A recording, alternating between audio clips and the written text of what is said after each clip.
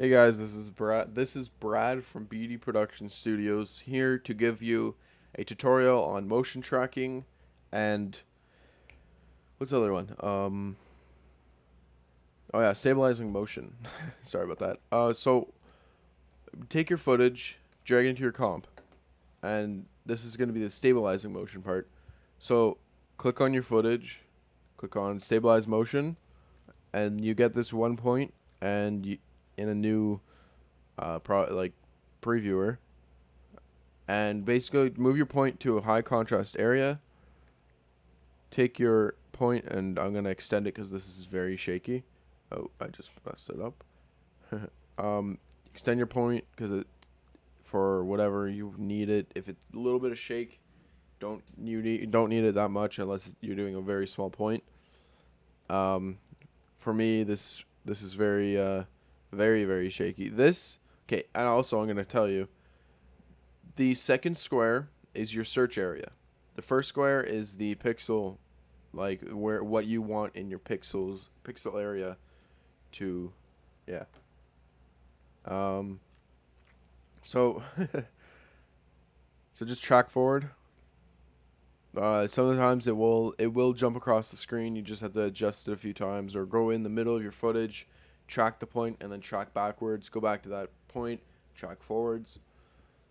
So since I have this, you can just press apply, okay, and then it stabilizes the motion, but in After Effects' way. So what happens is that they just move the entire frame, the entire footage around that point of the car. So you have these black bars go in. What There's two ways you can bypass this. You can just go in, press S, scale it up to about like 150ish for this footage, play it, and you're good. It stays, but that cuts out a lot of your shot. So what I do, I'm just gonna reset this to 100, is I go into your effects and presets, type in motion tile, drag motion tile onto your footage, mirror edges, do the output width to about 110 or 20. Well, it depends on your footage. I'm gonna do 120 just for the sake of this tutorial.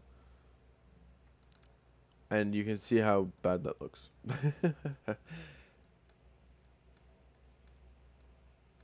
So stay around 110 actually. And now if you see when the black comes on, that sounds racist. You can see the edges of this tile kind of warp down into your into other footage, like right here. It kind of makes like a weird V shape. You won't really notice that, but now you can scale it up to a smaller number, so you get more with the background with still motion. So do about there. Play it. I still have a little bit of black. Just you gotta fiddle around with it. So there you go. You still get a lot of the background, and it's not as shaky. We eliminated pretty much all of the shake. So now I'm gonna show you motion tracking. So drag in your footage again, or just if you don't want stabilizing motion, this will help. Click track motion with your layer selected instead of stabilize motion. You'll come up with this. Click on your tracker controls. Do rotation as well. So it calculates the rotation as well as the. Oh, that was way too big. So basically do the same thing. You just minimizes it, and then you can go over to another point for the rotation, and then do about the same size of stuff as the other one. What rotation does is it calculates the rotation in between the 2 points of the footage. So wherever this one goes up and that one stays, this line calculates how much rotation in a 360 degree fashion or thing. I don't know why I said fashion. and then tracks it so that the tracking points will record the motion and the rotation. So if you just got baffled, or if you didn't, because I suck at explaining stuff, just analyze your footage forward.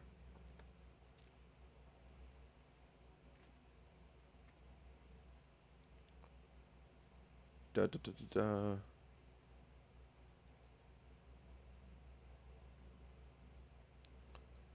So then it basically just analyzes your footage, and that's what you get. And instead of doing a null object, just the footage, go to new null object, and then edit target null object. Press OK.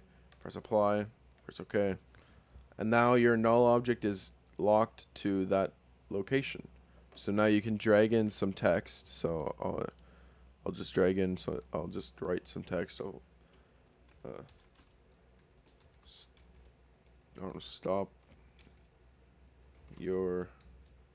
Stop the car. Since it's a police officer, I don't know. You might say that.